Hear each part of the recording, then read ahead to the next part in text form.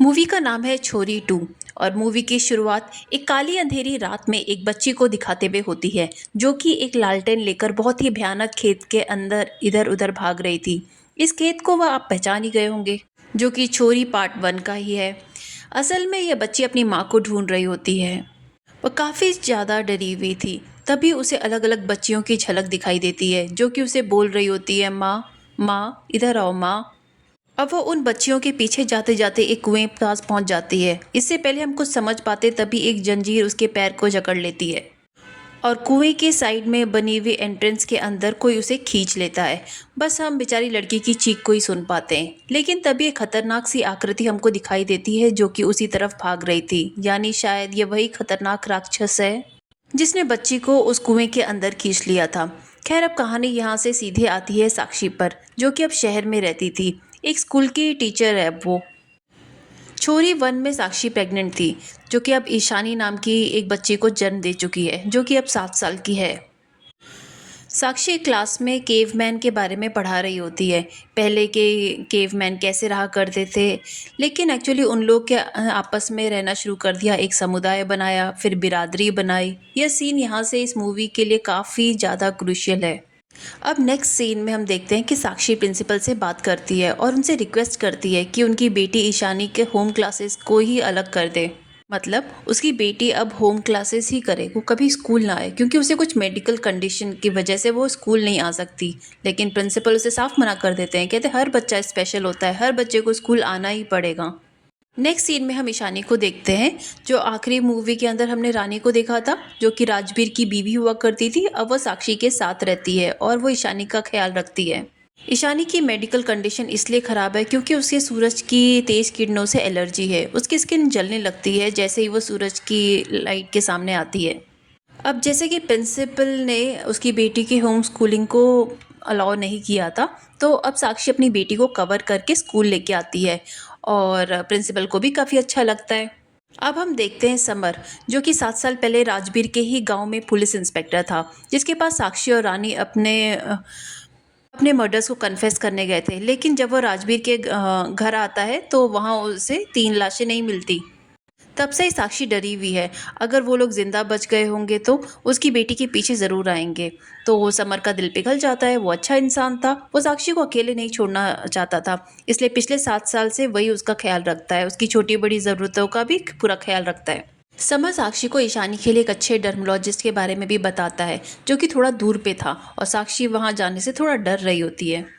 तभी घर पे हम देखते हैं कि ईशानी खेल रही होती है, लेकिन अचानक उसे कुछ हलचल महसूस होती है। तभी एक खतरनाक काला साया उसके पास आकर उसे पोजेस करने लगता है, जिसके साथ ही वो घर के बाहर निकल जाती है। उसके पीछे रानी भी आती है, क्योंकि वह बाहर कुछ कर रही थी। लेकिन तभी उन दोनों को एक एम्बुलेंस के अंदर आए हुए कुछ लोग किडनैप करके वहां से ले जाते हैं। जब साक्षी घर पे आती है तो उसे ईशानी और रानी कहीं भी नहीं मिलते और यह बात वो समर को बताती है, जो कि तुरंत ही सर्च ऑपरेशन शुरू कर देता है। अब साक्षी घर पर ही रहती है, जो कि अपनी बेटी के जाने के डर से मारे रोई जा रही है। वहीं उसे विजन्स आ रहे होते हैं कि तब तक समर उसे कॉल करके बताता है कि ईशानी ट्रेस हो चुकी है, जो कि असल में सीसीटीवी कैमरा में कैद भी थी, जिसको राजबीर के गांव के मुखिया यानी ताऊ अपने साथ ले जा रहा था। अब वह लोग बिना वक्त गवाए सीधा उसी गांव में पहुंच जाते हैं, जहां पर 7 साल पहले ये सब कुछ शुरू हुआ था, और उस खेत में आ जाते हैं जहां पर कुछ बच्चे साक्षी के सामने डॉल्स फेंक रहे थे। जब वो लोग खेत के बीच में खड़े होते हैं तभी एक आदमी ईशानी को खींचकर अपने साथ कहीं ले जाता है, और वो कोई और नहीं बल्कि उसका पति राजबीर ही होता है, जिसका आधा चेहरा अजीब हो चुका है। लास्ट सीजन में जल गया था उसका चेहरा। अब साक्षी को समझ पाती उसे तो ले ही जा चुके थे। समर यहाँ पे उनको ढूंढने की कोशिश करता है, हवा में फायरिंग करता है, लेकिन कुछ पकड़ नहीं पाता है। अब हम साक्षी को देख पाते हैं, जो कि एक रूम में के बेसमेंट में अंदर फंसी हुई है। तभी वहाँ गांव के लोग जमा हो जाते हैं। तभी गांव का मुखिया यानी ताऊ सबसे कहता है कि राजबीर की घरवाली और उसकी बेटी 7 साल पहले यहाँ से चले गए थे। उन्होंने उनकी प्रथा को तोड़ दिया था। वही बच्ची उस दिन खत्म होने वाली थी, सेक्रीफाइस होने वाली थी, जिसके चलते उनके गांव पर श्राप आ चुका है और उनकी समृद्धि खुशहाली सब कुछ जा चुकी है। तभी राजवीर कहता है कि उसकी बेटी तो वापस आ चुकी है, उसका वादा पूरा हुआ, तो उसको वापस अपने कुनबे में क्यों नहीं ऐड कर लेते। लेकिन ताऊ बोलता है कि यह इजाज़त उसे प्रधान जी ही देंगे। दासी, जो कि उनकी पत्नी है, वह उनसे पूछकर इस चीज़ के बारे में बताएगी। खैर, तब अभी तक एक काले लिबास वाली एक अजीब सी लड़की को दिखाया जाता है। इसी को सब लोग दासी माँ कहते हैं। वह वहां पर लगे हुए एक दरवाजे को एकटक देख रही होती है, यानी छोटे के सुराग से प्रधान जी को इशारा करती है और हम एक झलक देख पाते हैं जो कि काफी अजीब सा आदमी होता है।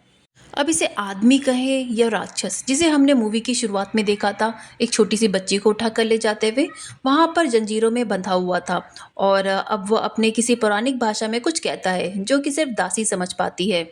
जिसके बाद दासी माँ आकर ताऊ को बताती है। तो अब ताऊ कहता है अगले 3 दिन तक साक्षी और उसकी बेटी को यहीं पे रखा जाएगा और उसकी बेटी को सेक्रीफाइस करना होगा, जिससे कि उसके गांव का श्राप दूर हो जाएगा और तीसरी रात को ही साक्षी की गर्दन राजवीर काटेगा और राजवीर के ऐसा करने के बाद ही उसे अपने कुनबे में लिया जाएगा।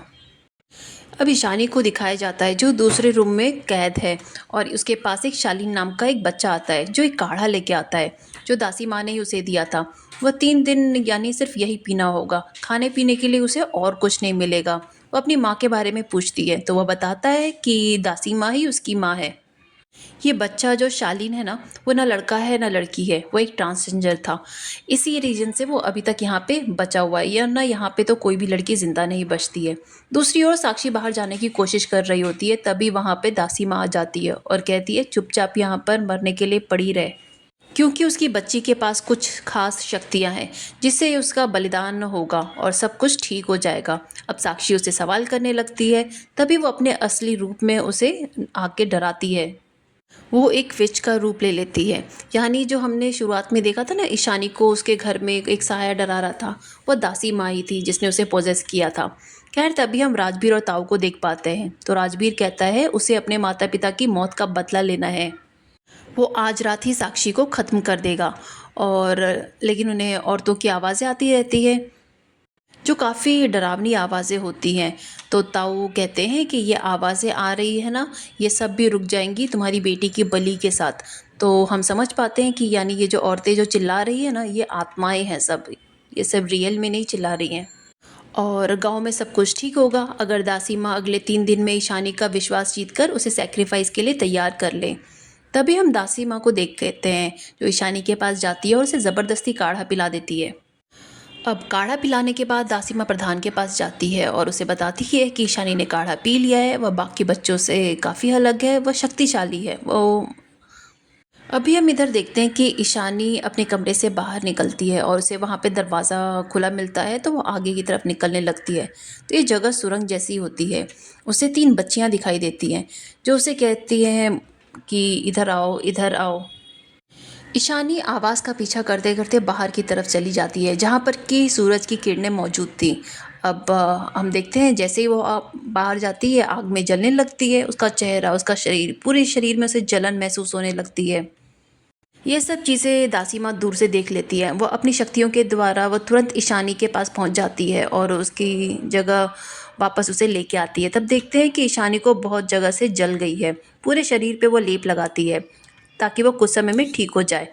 अब अब वो ठीक करने लगती है उसे। तभी सरपंच साहब वहाँ पे आते हैं। वो कहते हैं कि ये तेरी जिम्मेदारी है, तू इसे जल्द से जल्द ठीक करेगी। अगर ये जल्दी ठीक नहीं किया ना तो औरत नहीं बनी तो प्रधान तुझे ही मार डालेंगे। जिससे कि हमें पता चलता है कि यहाँ पर दासी माँ की कोई इज्जत नहीं है। उसके अंदर बहुत सारी शक्तियाँ ज़रूर है लेकिन सरपंच उससे ढंग से बात तक नहीं करता।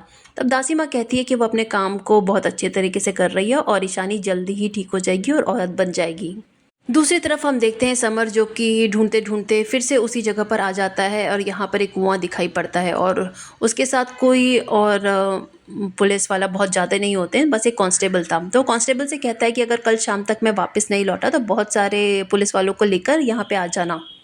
जिसके बाद समर उस जगह के अंदर चला जाता है और जब ईशानी और दासी माँ साथ बैठे हुए होते तब वहाँ पर ईशानी दासी माँ को कहती है कि वो एक कहानी सुनाए। तब दासी माँ उसे एक कहानी सुनाती है कि एक बहुत ही बड़ा राजकुमार था।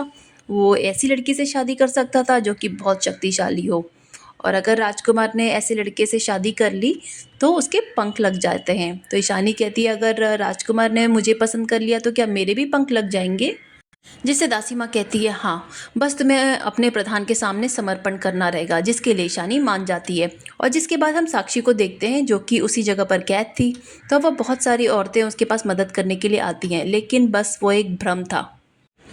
अब यहाँ पे साक्षी ईशानी को ढूँढते-ढूँढते रानी केयरटेकर के पास भी पहुँचती है। उसे किडनैप करके यहाँ लाया गया था और राजवीर भी यहाँ पे आ जाता है। राजवीर रानी को बुरी तरह से मारता है और यह देखकर साक्षी तो पूरी तरह से हैरान थी।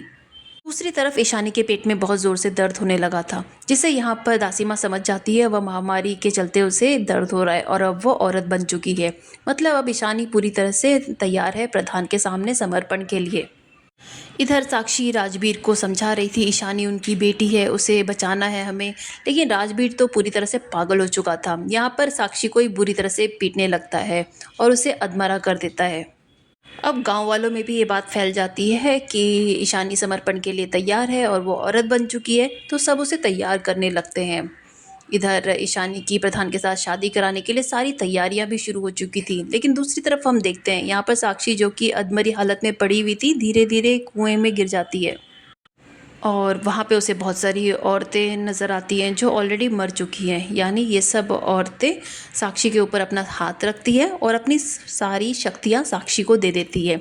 आज रात को ईशानी को प्रधान के हवाले करना था। दूसरी तरफ सरपंच के पास राजवीर खड़ा हुआ था। राजवीर यहाँ पर सरपंच को बताता है कि उसने तो साक्षी को अधमरा कर दिया है। इस बात से सरपंच बहुत ही बौखला जाता है। वह राजवीर को कहता है कि उसे यहाँ पे एग्जाम्पल सेट करना था ताकि दूसरी औरतें भी याद रखें ज़िंदगी भर की ऐसा कुछ नहीं करना है यहाँ से भागने के लिए। और वो राजवीर को समझाता है कि उसे सबके सामने साक्षी का गला काटना है। ये सुनने के बाद राजवीर फिर से साक्षी को देखने जाता है जहाँ पे उसे लास्ट टाइम छोड़ के गया था। अब हम समर को देखते हैं जिसने सानी को पकड़ लिया है, जो वो ट्रांसजेंडर बच्ची थी ना उसको। उसे पूछने लगता है ईशानी और साक्षी के बारे में, तो वो उसके पास लेके जाती है। लेकिन दूसरी तरफ हम देखते हैं कि ईशानी को डोली में पूरी तरह से तैयार हो चुकी है और गांव के सभी लोग यहाँ पे आए हुए हैं। सरपंच भी काफ़ी खुश हैं। अगर ईशानी को प्रधान के हवाले कर दिया गया तो उनके गांव की हरियाली फिर से वापस आ जाएगी। जिसके बाद दासीमा यहाँ पे ईशानी को प्रधान के पास सौंपने ही वाली थी, तभी दूसरी तरफ हम देखते हैं कि राजवीर यहाँ पे पहुँच जाता है जो साक्षी को घसीट के लेके आ रहा था। साक्षी के अंदर बहुत सारी औरतों की शक्तियाँ आ चुकी थी, इसलिए वो यहाँ पे राजवीर को बुरी तरह से मारने लगती है और उससे कहती है तूने जो किया था ना वो बहुत गलत है। पिछली बार तो तू बच गया लेकिन इस बार तू नहीं बच पाएगा। जिसके बाद साक्षी राजवीर को एक बहुत ही बुरी मौत देती है। दरअसल साक्षी के अंदर कुएं की उन सारी औरतों की शक्ति आ चुकी थी जिस वजह से वो राजवीर पर भारी पड़ी। अब समर मिल चुका था साक्षी को, तो साक्षी उसे सारी बातें समझाती है और यहाँ पर सरपंच के लोग आते हैं। लेकिन समर यहाँ साक्षी से कहता है इन लोगों को मैं रोकता हूँ, तुम जाकर अपनी बेटी ईशानी को ढूंढो। इधर समर लोगों को रोकने लगता है। दूसरी तरफ हम देखते हैं दासीमा ने सारी तैयारियाँ शुरू कर दी है। तो प्रधान जी अपनी कमरे से बाहर निकलते हैं जो कि पूरा आदि मानव के रूप में था। पर दासीमा को यहाँ पे ईशानी के दासीमा यहाँ पर ईशानी को उसके हवाले छोड़ देती है और वह उसे अंदर ले जाता है और जाते ही आदि मानव प्रधान भी यहाँ पर दासीमा को एक लात मार के जाता है, जिससे साक्षी को मतलब हमें ये रियलाइज़ होता है कि उसकी कोई इज्जत नहीं है। और तब तक हम देखते हैं कि साक्षी यहाँ पे पहुँच गई है और उसका सामना होता है दासीमा से। दासीमा के पास बहुत सारी काली शक्तियाँ हैं, तो वो साक्षी को अंदर कमरे में जाने से रोकती है। अब साक्षी और दासीमा दोनों के बीच में अच्छी खासी फाइट होती है। साक्षी बार बार चिल्ला रही होती है कि तू बस एक दासी है, तेरी कोई इज्जत नहीं है, ये रिचुअल हो जाने के बाद तेरी कोई इज्जत नहीं करेगा, तुझे मार के पीट के यहाँ से भगा देंगे। और दासीमा को बुरी तरह से पीट के वो आदि मानव के कमरे में जाती है और वहाँ देखती है वहाँ तो कमरे में कोई भी मौजूद नहीं है। ईशानी को एक बक्से में बंद किया गया था, तो उसे बाहर निकालती है। फिर वह दानी आदि मानव प्रधान से सामना करती है जो कि बहुत ही खूंखार दिख रहा होता है। उसके पास ही बहुत सारी काली शक्तियाँ थी। वो अपनी शक्ति के द्वारा उसका समर्पण स्वीकार करने लगता है। तभी यहाँ पर काली शक्ति एक और आ जाती है, जो किसी और की नहीं दासीमा की होती है। दासीमा की शक्तियाँ यहाँ पर प्रधान से लड़ने लगती है और ईशानी को बचा लेती है। यह देखकर साक्षी को बहुत ही अच्छा लगता है और इससे हमें समझ में आता है कि दासीमा को समझ में आ चुका है कि उसकी यहाँ पे कोई इज्जत नहीं है, ये प्रथा कुछ अच्छी नहीं है, ये लोगों को मारना और ये बच्चों का बलिदान देना ये सब गलत बात है। और उसे इतनी सारी शक्तियों के बावजूद पैरों की जूती बनाकर रखा हुआ है। यहाँ दूसरी तरफ सरपंच को भी अरेस्ट कर लिया जाता है क्योंकि यहाँ पर पुलिस आ चुकी थी। सरपंच के सारे साथी भी अरेस्ट कर लिए जाते हैं। जिसके बाद दासीमा और साक्षी ईशानी को लेकर कुएं के बाहर जाने लगती है। तभी दानव जो कि प्रधान आदि मानव है वो जाग जाता है और उसे कुछ बेड़ियाँ आती हैं, वो साक्षी को अपने साथ घसीटते हुए कुएं के अंदर लेके जाने लगती है। तब दासी माँ क्या करती है, ईशानी को धूप से बचने के लिए एक डोली में बिठाती है और साक्षी को बचाने के लिए उसके पीछे जाती हैं। तो साक्षी उसे कहती है कि इस बार हमें दानव को मारना ही होगा, क्योंकि इसे नहीं मारा तो वो हमेशा बार बार वापस आता रहेगा इसको, लेकिन इस बार मारेंगे तभी जाके हम लोग को इनसे छुटकारा मिलेगा। वह आदि मानव व प्रधान से लड़ने लगती है। ज़रूर उसने मार ही दिया होगा उसको, क्योंकि उसके अंदर तो बहुत सारी औरतों की शक्ति आ चुकी थी। यह हमें इस फिल्म पर यहीं पे ख़त्म हो जाती है। और इस मूवी में कुछ सीन्स तो ऐसे हैं जो आपको अंदर तक हिला के रख जाते हैं। तो आपको ये एक्सप्लेनेशन भी अच्छा लगा, हमें ज़रूर बताइएगा।